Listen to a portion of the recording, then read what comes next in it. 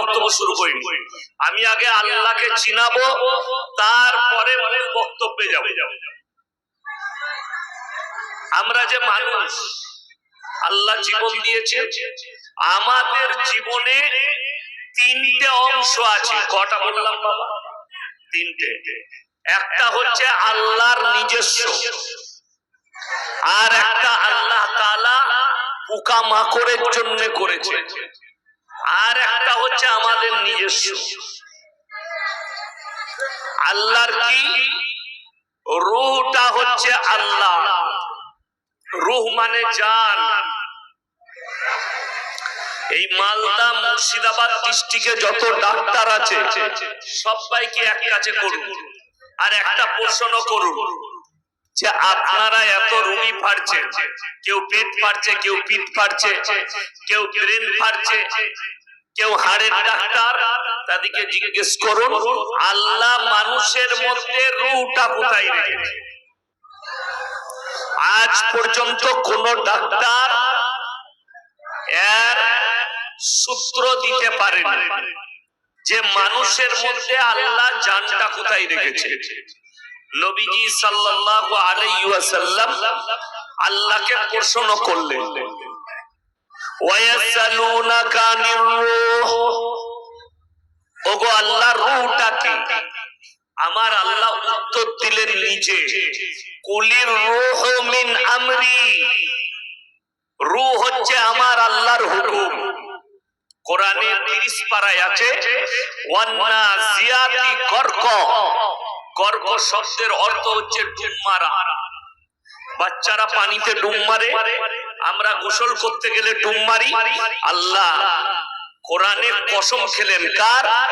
ওই ফেরেশতার কসম যারা আমার হুকুমে তোমাদের দ্রুত গতিতে তোমাদের শরীরে ডুব মেরে তোমাদের আত্মাকে হরণ করে নিয়ে আসে, জানকে কবজ করে নেয়, তার কসম আল্লাহ খেলেন। এখন এই রূহ হচ্ছে আল্লাহ। শরীরটা আল্লাহ তাআলা পোকামাকড়ের জন্য সৃষ্টি করেছে। আমরা মরে যাওয়ার পরে কবরে যাই না? যাই না? কবরে যাই। কবরের শরীরের মাংসগুলো কারা খায়? পোকামাকড়। তাহলে রূহ আল্লাহর, শরীরটা পোকামাকড়ের। আপনার আমার জীবনের রইল কি? টাকা, সম্পদ, বল, দল, যা শক্তি, কোনটা আমাদের কাজে লাগবে ওইটাই হচ্ছে আসল। আমাদের যেটা নিজস্ব সেটার নাম হচ্ছে নেক আমল। সৎ কর্মটা আপনার কাজে লাগবে। আমরা জীবনে যে সৎ কর্ম করি, ওই সৎ কর্মটাই আল্লাহর কাছে একমাত্র কাজে। যে সৎ কর্মটা করবেন ওটাই আল্লাহর কাছে কাজে লাগে। বাকি টাকা, সম্পদ, দৌলত কিছুই কাজে লাগে না। কোরআনে ওই জন্য মানুষের জন্য আল্লাহ মারাত্মক শব্দ ব্যবহার করেছেন, ইন্নাল ইনসানা খুলিকা হালুয়া। আমি মানুষকে অসহায় আর দুর্বল সৃষ্টি করেছি, মানুষ সবল নয়। যারা আজকে পৃথিবীর বুকে নিজেদিকে শক্তিশালী বলছে, পাওয়ারফুল বলছে, একজনও আমার আল্লাহর কাছে শক্তিশালী নয়। বর্তমানে সব থেকে সুরক্ষায় থাকে পৃথিবীর দুটো প্রেসিডেন্ট। একজনের নাম হচ্ছে ডোনাল্ড ট্রাম্প, আমেরিকার প্রেসিডেন্ট, আর একজন হচ্ছে ভ্লাদিমির পুতিন, রাশিয়ার প্রেসিডেন্ট। যারা একদম ভরাটোপে থাকে, যাদেরকে টাচ করতে কেউ পারবে না। এমনকি আমেরিকার প্রেসিডেন্টের কাছে যে গাড়িটা আছে, ওই গাড়িতে বসে গেলে গাড়িতে মিসাইল লাগবে না, গোলা বারুদ লাগবে না, গুলি লাগবে না, কোনো কিছুই আসর হবে না। এখন আমি বলবো যে না, আমেরিকার প্রেসিডেন্ট তাইলে খুব সুরক্ষায় থাকে, তাইলে তার দুর্বলতা নাই। আল্লাহর কসম, তারপরেও দুর্বলতা আছে। যদি লোহার ঘরের মধ্যে কেউ থাকে আর তার মৃত্যুর সময় হলে মালাকুল মউত এলে আর কেউ আটকাতে পারবে? কথা বলে না, পারবে। তাহলে জানতে হবে দুনিয়াতে যত শক্তি থাক আমার আল্লাহর কাছে দুর্বল। আল্লাহর কসম, বর্তমানে যতগুলো মানুষ, যতগুলো জানদার দুনিয়াতে বেঁচে আছে, আমরা কেউ নিজের ইচ্ছায় বেঁচে নেই, সব আমার আল্লাহর ইচ্ছায় আর আল্লাহর দয়ায় আল্লাহ আমাদেরকে বাঁচিয়ে রেখেছে। একটা মানুষের ক্ষমতা নেই একটা চোখের পালক মারার। এই চোখটা আমরা পালক মারি, এই পালক মারতে যতক্ষণ সময় লাগে, এতটুকু সময় নিজস্ব ইচ্ছায় বাঁচার ক্ষমতা পৃথিবীর কোন শক্তির নেই, সব আমার আল্লাহর ইচ্ছা। এখন আপনাদেরকে একটা তথ্য শুনিয়ে দিই। আজকে আমাকে আমার গ্রামের একটা ছেলে লিস্ট পাঠিয়েছে। কার? আমার। বলছে আপনার নামটা ডিলিট, আমার নামটা ডিলিট করেছে কে? নির্যাতন কমিশন। তার নাম কি? কে বলে নির্বাচন কমিশন? নির্যাতন কমিশন। কি নাম বললাম? হ্যাঁ, কাল থেকে কেউ নির্বাচন বলবেন না, নির্যাতন কমিশন। নামটা আমার ডিলিট করেছে। পাসপোর্ট দিয়েছি, বাপের পাসপোর্ট, আধার কার্ড, ভোটার কার্ড, যা চেয়েছে সব দিয়েছি।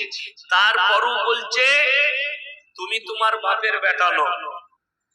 আমার বাপ ভারতীয়, আমার মা ভারতীয়, আমার আরো ভাইরা ভারতীয়, আমার দুটো বোন ভারতীয়। আমাকে বলছে তুই বাংলাদেশ। যা বুঝে কর। আমি বেশি কিছু বলবো না, তবে একটা কথা বলে রাখছি, যারা ভোটে দাঁড়িয়েছেন, ক্যান্ডিডেট আছেন, আপনাদেরকে বলে যাচ্ছি, আপনার গ্রামের একটা লোকের নাম, বৈধ ভোটারের নাম যদি বাদ থাকে, আপনারা ভোটকে বয়কট করুন, বলুন ইনশাআল্লাহ। শুধু তাই নয়, আমি চ্যালেঞ্জ ছুড়ে বলছি নির্যাতন কমিশনকে, তুমি যদি মনে করো পাওয়ার পেয়েছি, সরকার পাওয়ার দিয়েছে, তোমাকে পৃথিবীর ইতিহাস বলছি, আলেমরাও জানে, আমরাও জানি, ইতিহাসবিদরাও জানে, কোরআনেও এর ইতিহাস আছে, ঘটনা আছে। যতগুলো জালিম পৃথিবীর বুকে এসেছে, যারা মজলুমের উপরে, নিরীহ লোকের উপরে জুলুম করেছে, আল্লাহ তাদেরকে বেইজ্জতি করে মৃত্যু দান করেছে। এটা আমি পৃথিবীর ইতিহাস বলছি। যদি বলেন প্রমাণ, কোরআনে একজনের নাম আছে, তার নাম হচ্ছে ফেরাউন। নাম শুনেছেন না শুনেননি? ফেরাউনের, সে মিশরের মাটিতে দাঁড়িয়ে বলেছিল আনা রাব্বুকুমুল আলা, আমি হচ্ছি সব থেকে উঁচু, আমি তোমাদের রব আর আমি তোমাদের সব। ফেরাউনকে আল্লাহ ইজ্জতের মৃত্যু দিয়েছিল না বেইজ্জতি? বেইজ্জতি করে মৃত্যু দিয়েছিল। এটা কোরআনের ইতিহাস। তো অনেক অমুসলিম ভাই বলবে কোরআনের কথা মানবো না, কোরআন শোনাবো। চলো, পৃথিবীর বুকে একটা রাজার নাম এসছে ইতিহাসের পাতায়, তার নাম হচ্ছে আলেকজান্ডার। অর্ধেক দুনিয়া দখল করেছিল। যারা ইতিহাসবিদ আছে, মাস্টার আছে, তারা জানে আলেকজান্ডার অর্ধেক দুনিয়া। তার যুগে তার মতো যোদ্ধা পৃথিবীতে ছিল না। আলেকজান্ডার এখন আছে না শেষ হয়ে গেছে? কথা বলেন। শেষ। তার রাজত্ব 20 পান করে মারা গিয়েছিল। আমি অত দূরে নিয়ে যাব না। 2023 থেকে 2026 পৃথিবীর 4টা শাসককে আল্লাহ তাআলা দেশ ছাড়া করেছে বেইজ্জতি করে। নাম্বার 1, শ্রীলঙ্কার প্রধানমন্ত্রী দেশ ছেড়ে পালিয়েছে। তার দেশের মন্ত্রীদের পাচা ফাটিয়ে দিয়েছে, এত মার মেরেছে জনতা। ইউটিউবে আছে, আমি মিথ্যা বলিনি, ইউটিউবে আছে না নেই? খুললে দেখতে পাবে। নাম্বার 2, রাজহাঁসের মাংস, পাতি হাঁসের মাংস, দেশি মুরগি, গোলদা চিংড়ি, ম্যাডামের জন্য ডাইনিং টেবিলে খানা রেডি। গোসল করছেন, বেরিয়ে শাড়ি পরছেন, খানা খাবেন। সেনা প্রধান ঢুকে গেল, আপনার হাতে 40 মিনিটের মধ্যে আপনাকে দেশ ছেড়ে পালাতে হবে। হেলিকপ্টার রেডি আছে, জনস্রোত আসছে, আপনাকে হত্যা করে দিবে। রাঁধা ভাত আমার আল্লাহ খেতে দেয়নি, ওই মেহমানটা আমাদের দেশেই আছে। নাম আমি করব, समझदारों के लिए इशारा काफी है, যারা বুদ্ধিমান তারা জানে মেহমানটা আমাদের দেশেই আছে। আমি একটা দেশি মুরগি রেখেছি, দাওয়াত করে খাওয়াবো। তাকে দাওয়াত করবো। আমাকে একজন বাংলাদেশের লোক কমেন্ট করেছে, তোমার জন্য হাসিনার 30% গদি গেছে। আমি আর বাংলাদেশে যাচ্ছি না, হারাম করে মারবি মারবে আমাকে। যাই হোক, এই 2 নম্বর গেল। 3 নম্বর, বাশার আল আসাদ, সিরিয়ার প্রেসিডেন্ট, যার গোডাউনে 4,500 কোটি টাকার 4 হুইলার রাখা আছে, যে বলেছিল দেশের একটা লোক আমাকে গদিচ্যুত করতে পারবে না। আল্লাহ তাকে দেশ ছেড়ে কোথায় লুকিয়েছে কেউ জানে না। যদি দেশের লোক পেত তাকে হত্যা করত। 6 মাসও হয়নি নেপালের প্রধানমন্ত্রী দেশ ছেড়ে পালিয়েছে। আবার একটা হেলিকপ্টারে দেখলাম মন্ত্রীরা ঝুলে ঝুলে পালাচ্ছে, একজন আবার দেখছি তার বউকে নিয়েছে সাথে। আর একজনকে দেখলাম পানিতে ছুটছে মন্ত্রী, আর তার পাছায় জনতার লোক বাড়ি মারছে। ইয়ং ছেলেরা, তোরা যে বলছিলি লালবাতি গাড়ি, তোরা যে বলছিলি বডিগার্ড, মালগুলো গেল কোথায়? আল্লাহর কসম, নির্যাতন কমিশন তুমিও শুনে নাও। যেদিনে এই গরিব দুঃখী নিরীহ মুসলমান, দলিত, আদিবাসী এদের চোখের পানিটা আল্লাহর কাছে কবুল হবে, সেদিনে তুমি আন্ডারপ্যান্ট খোলার সময় পাবে। এটা চ্যালেঞ্জ দিলাম। তুমি যত পারবে নাম কাটো। তোমার বাপের হিম্মত নাই যে আমাদেরকে দেশ থেকে তাড়াই। দেশ আমাদের, আমরা দখল করেছি, আমরা আজাদ করেছি ইংরেজদের কাছ থেকে। যে কাগজটা বলবে, নির্যাতন কমিশনকে বলছি, আপনি নিজের কাগজগুলো দেখিয়ে দেন। যে কাগজটা দেখাবেন ইনশাআল্লাহ সেই কাগজটাই দেখাবেন। আপনি দেখান আপনার কাছে, আপনি যে দেশের নাগরিক, তার বৈধ কাগজ আপনার কাছে কি কি আছে, সেই কাগজটা আমরা প্রত্যেকটা মুসলমান ইনশাআল্লাহ দেখাবো। আমি দুঃখের সঙ্গে বলছি, দুঃখের সঙ্গে কোন মুসলমান, কোন দলিত, কোন আদিবাসী ভাই, কোন মতুয়া ভাই, আপনারা কেউ আত্মহত্যা করবেন না ভয়ে। আত্মহত্যা আপনারা করবেন না। যদি আত্মহত্যা করতে হয়, ভয়ে যে অন্যায় করেছে সেই নির্যাতন কমিশন আত্মহত্যা করবে। আপনি কেন করবেন? আপনি দেশের নাগরিক, আপনি কাকে ভয় খাচ্ছেন? আপনাকে তাড়িয়ে দিবে? কে বললো তাড়িয়ে দিবে? এদের বাপের হিম্মত আছে। আল্লাহর কৃপায় মোবাইল খুলে দেখলেন, আমাদের অনেকগুলো উকিল বাবু তারা নিজেদের নম্বর দিচ্ছে যে আমরা ফ্রি সার্ভিস দেবো। তার মধ্যে একজন আছে, মনে হয় উত্তর দিনাজপুরে বাড়ি, মুফাক্কিরুল ইসলাম, তাই না? দিনাজপুরে বাড়ি। আমি ওনার মোবাইলে ফেসবুকে দেখলাম উনিও হেল্পলাইন নম্বর দিচ্ছেন যে আপনারা যোগাযোগ করুন, আমরা ফ্রি আপনাদের জন্য সহযোগিতা করব। যাদের নাম আসেনি, ডিলিট হয়েছে, যে প্রসেসিং আছে প্রসেসিং করুন। এদের বাপের হিম্মত নাই আপনাকে দেশ ছাড়া করে, অসুবিধা নেই। নাম্বার 2, হাত তুলে সবাই বলুন তো আমরা আল্লাহকে বিশ্বাস করি ইনশাআল্লাহ। করেন তো? আচ্ছা, আল্লাহকে বিশ্বাস করলে আল্লাহর সব হুকুম মানতে হবে না? হবে না? হবে। আল্লাহ যেগুলো নিষেধ করেছেন করা যাবে, করা যাবে না। এরপরে আমি বক্তব্য শুরু করব। যার গায়ে চুলকুনি হবে উঠে পালিয়ে যাবে, সময় আছে, ঘুমিয়ে যান, ফজর পর্যন্ত ঘুমিয়ে যান, নেকি পাবে। এই থানাটা ফারাক্কা থানা। আচ্ছা, ইমানদারির সঙ্গে বলুন তো, ইসলামী শরীয়তে আমাদের মুসলিম ধর্মে সুদ খাওয়া হালাল না হারাম? হারাম। তাহলে ফারাক্কা থানায় একটা মুসলমান সুদ খায় না?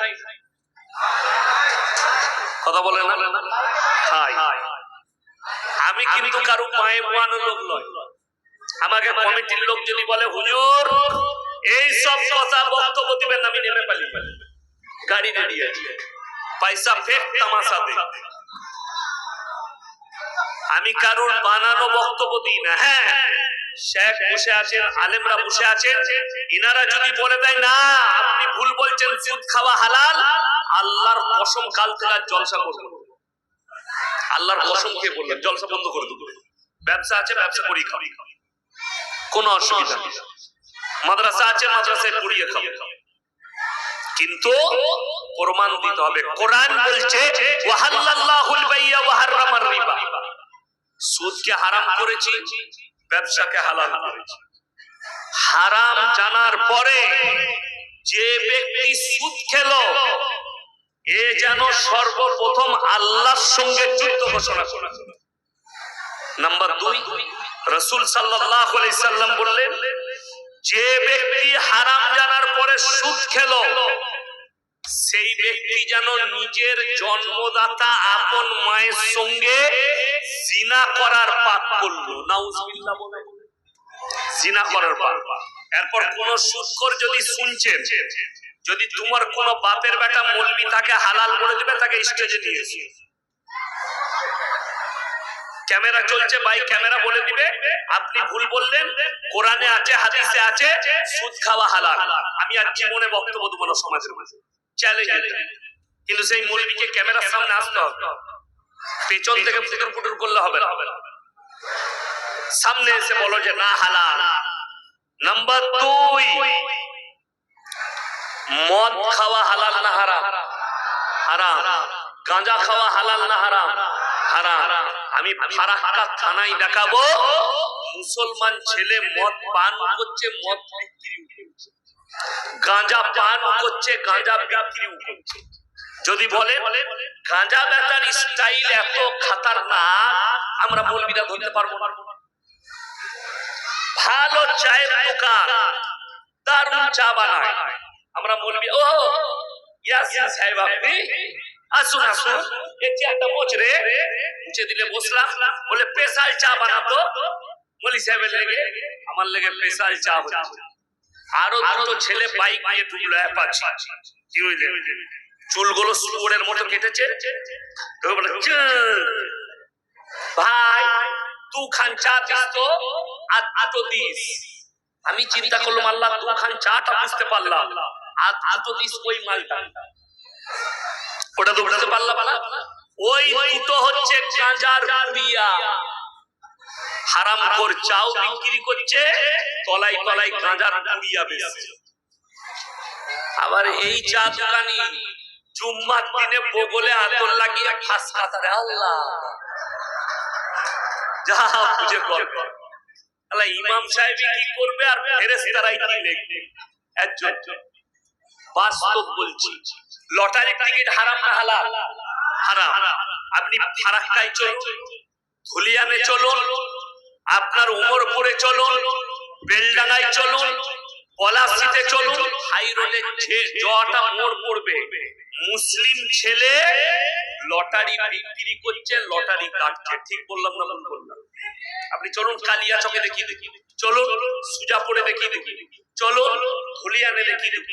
আমার থানাটার নাম হচ্ছে গলসি। কি বললাম? গলসি। যেমন আপনাদের এটা 34 নম্বর, আমার বাড়ির উপর দিয়ে গেছে Delhi road, Kolkata to Delhi road 6 lane, এটা 4 লেন, আমারটা 6 লেন। তো গলসি বাজার, সেখানে একটা বাস স্ট্যান্ডে দেখছি একটা মুসলিমদের ছেলে টেবিল লাগিয়ে লটারি বেচছে, যা হারাম কাজ করছে করছে। দেখছি 2টো ফটো লাগানো আছে, কোথাকার? একটা পাথর চাবড়ির আর একটা আজমিরের। আমি তাকে বললাম ভাই এইগুলো কি? ওই যে হুজুর বরকত হবে। আমি বললাম লটারিতে খাজা বাবার বরকত, বিরাট ব্যাপার, নাউজুবিল্লাহ। আমি বলে এদিকে কে বুঝাবে সমাজ? ও বলছে খাজা বাবা লটারিতে বরকত দিবে, যেমন রূহ তেমন ফেরেশতা। বড় কষ্ট। এই লোক মসজিদে জুম্মার দিনে ফাঁস কাতারে নামাজ পড়ছে, অথচ হারাম খাচ্ছে। লটারি টিকিট হারাম না হারাম? আমার বর্ধমান টাউনের একজন ফোন করে বলছে হুজুর আপনি গালি দেন কেন? আমরা কবে আমি কোন জলসায় মা বোন তুলে গালি দিয়েছি? বলছে না না, আপনি যে হারাম কর বলেন এটা গায়ে লাগে। আমি বললাম যে সুদ খাই তাকে কি বলবো? আল্লাহর ওলি বলবো? কথা বলে না, ওলি বলা যাবে? যে লটারি বিক্রি করে তাকে কি বলবো? ইমানদার বলবো? আচ্ছা, যে হারাম দেখুন একটা কথা বলা, চুরি করা হারাম না হালাল? হারাম। আমরা মৌলবীরা যদি বলি চুরি করা হারাম, চোরের গায়ে লাগবে না ইমানদারের গায়ে? চোরের গায়ে। তাহলে আমি যদি সুদকে হারাম বলি, সুদ করে গায়ে লাগবে, ইমানদারের গায়ে তো লাগার কথা নয়।